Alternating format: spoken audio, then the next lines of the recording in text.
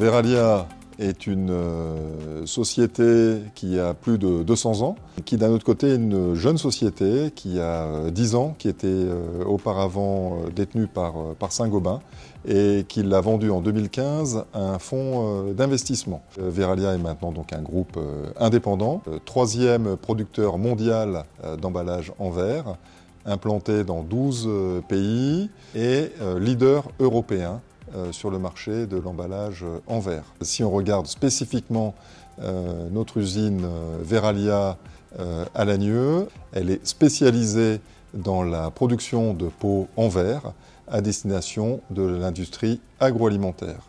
Et notre usine compte 310 personnes et produit tous les ans 1,5 milliard de pots.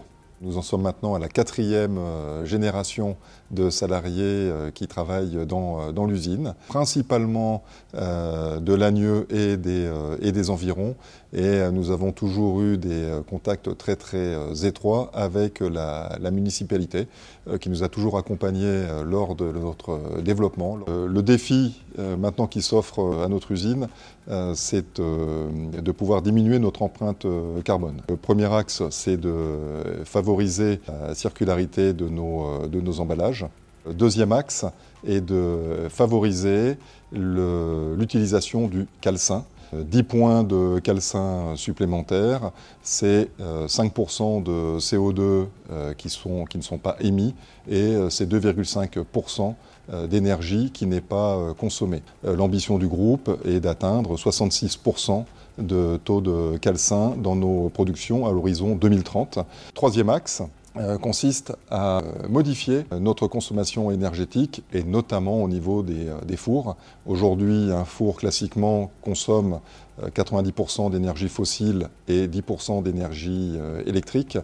L'ambition est de pouvoir passer sur un four 100% électrique ou un four qui aurait un mix énergétique dit hybride. Alors maintenant, pour mettre en place un four 100% électrique, il faut deux éléments. Il faut d'une part de la place. On augmente d'au moins 50% la surface du four.